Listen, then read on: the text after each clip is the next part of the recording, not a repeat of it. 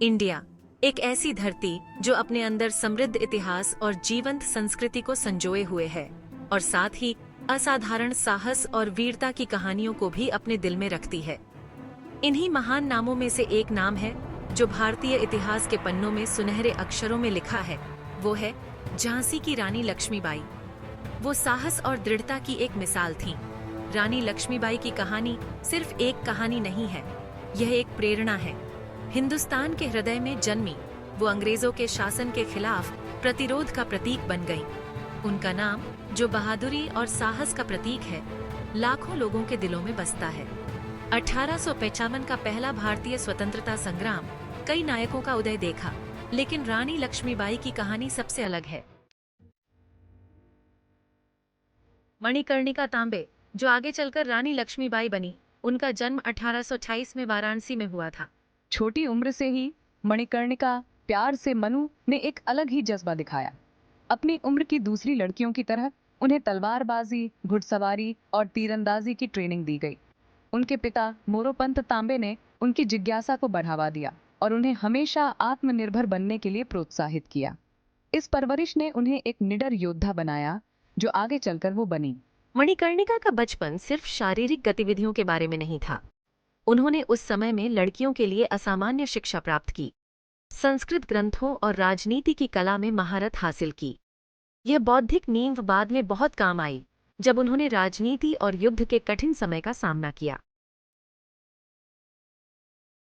नियति को शायद कुछ और ही मंजूर था युवा मणिकर्णिका के लिए। 14 वर्ष की उम्र में उनका विवाह झांसी के महाराजा गंगाधर राव नेवलकर से हुआ। इस बंधन ने उन्हें मणिकर्णिका से झांसी की रानी लक्ष्मीबाई में बदल दिया। एक बेफिक्री लड़की से एक रियासत की रानी बनने का सफर बहुत महत्वपूर्ण था, लेकिन लक्ष्मीबाई ने अपनी नई भूमिका को निराले ढंग और दृढ़ता के साथ अपनाया। उन्होंने बहुत जल्द ही झांसी के लोगों का दिल जीत लिया। रानी बनने के बाद लक्ष्मीबाई ने अपने राज्य के मामलों में भी आच कर हिस्सा लिया। वह अपने न्यायप्रिय और दयालु शासन के लिए जानी जाती थीं।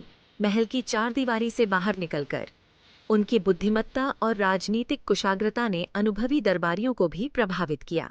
ब्रिटिश ईस्ट इंडिया कंपनी जमीन और ताकत के लालच में धीरे धीरे पूरे भारत पर अपनी पकड़ मजबूत कर रही थी।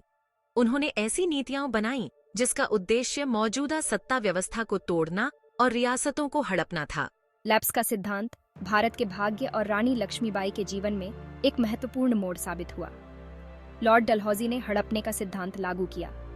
झांसी, जहां के महाराजा वृद्ध थे और कोई वारिस नहीं था, अंग्रेजों के लिए एक आसान शिकार बन गया। 1854 में झांसी पर दुखों का पहाड़ टूट पड़ा। महाराजा गंगाधर राव का निधन हो गया।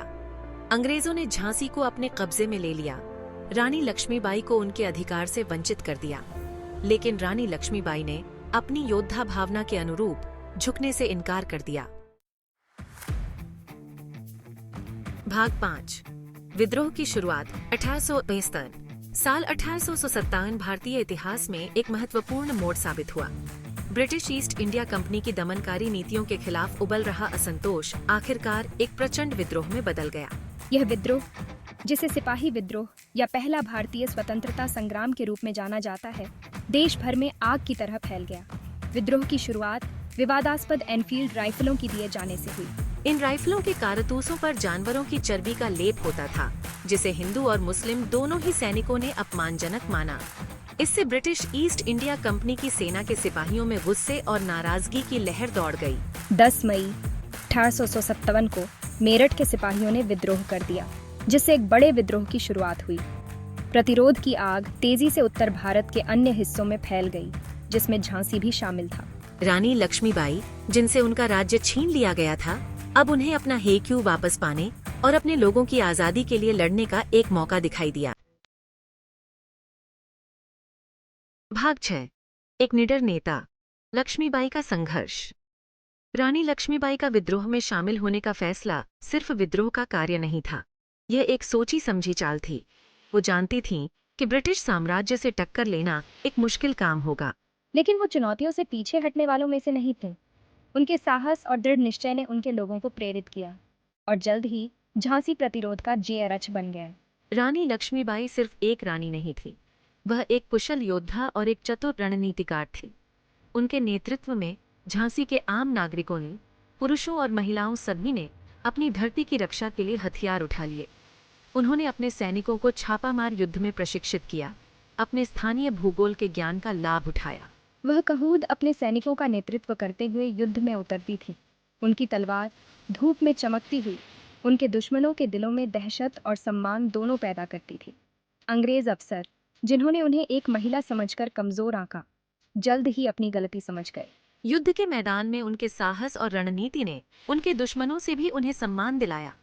उन्होंने तात्या टोपे और नाना साहेब जैसे अन्य विद्रोही नेताओं से संपर्क किया, रणनीति बनाई और संसाधनों को साझा किया। भाग 7, झांसी की घेराबंदी, एक रानी का बचाव। मार्च 1858 में सर ह्यूग रोज के नेतृत्व में अंग्रेजों ने झांसी पर पूरे जोर से हमला कर दिया। झांसी की घेराबंदी रानी लक्ष्मीबाई के साहस और सैन्य कौशल का प्रमाण थी।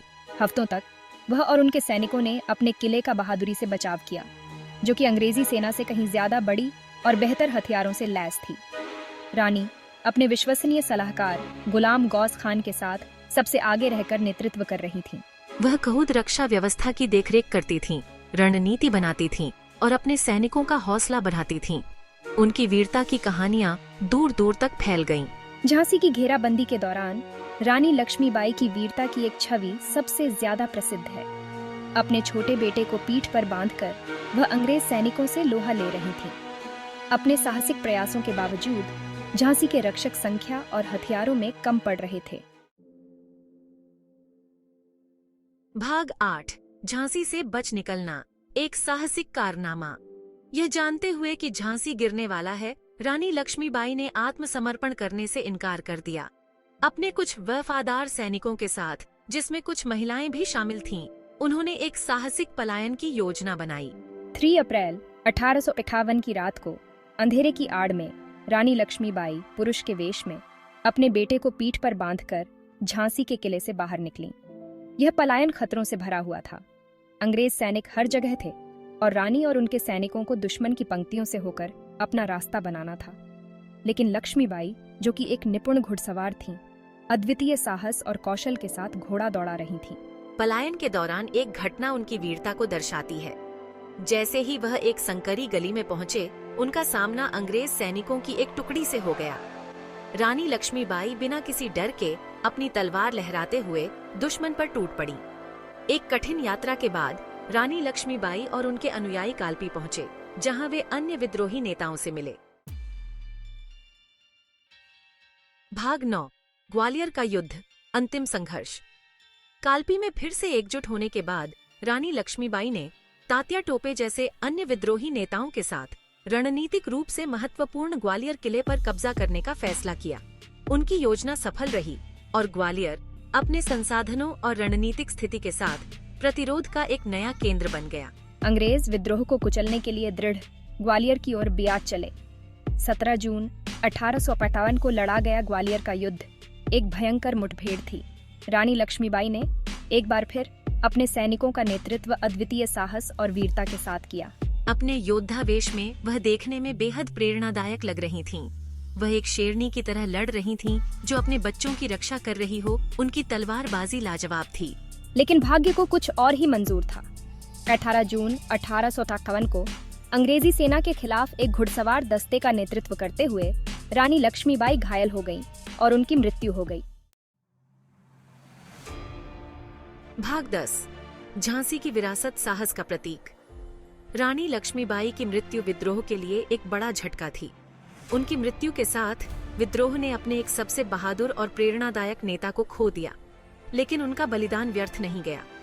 उनके साहस और दृढ़ निश्चय ने एक ऐसी चिंगारी जगाई थी जो लाखों लोगों के दिलों में जलती रहेगी। रानी लक्ष्मीबाई की कहानी अंग्रेजी शासन के खिलाफ प्रतिरोध का प्रतीक बन गई। उनका नाम साहस और देशभक्ति का पर्याय हर स्वतंत्रता सेनानी की जुबान पर था। भाग 11, निष्कर्ष, अमर रानी। झांसी की योद्धा रानी रानी लक्ष्मीबाई ने भले ही एक छोटा जीवन जिया हो, लेकिन उनकी विरासत पीढ़ियों को प्रेरित करती रहेगी। वह अपने समय से आगे की महिला थीं, एक ऐसी रानी जिन्होंने अपनी प्रजा, अपनी धरती और अपनी आजादी के लिए लड़ने के लिए अपने महल की चार दीवारी को तोड़ दिया। उनकी कहानी मानव आत्मा की अदम्य भावना का प्रमाण है। एक ऐसी भावना जो दबकर रहने से इनकार करती है, एक ऐसी भावना जो सही के लिए लड़ती है, एक ऐसी भावना जो मृत्यु के बाद भी जीवित रहती है। वह भारत के स्वतंत्रता संग्राम का प्रतीक बन गईं। उनका नाम इतिहास के सुनहरे पन्नों में हमेशा के लिए अंकित हो गया।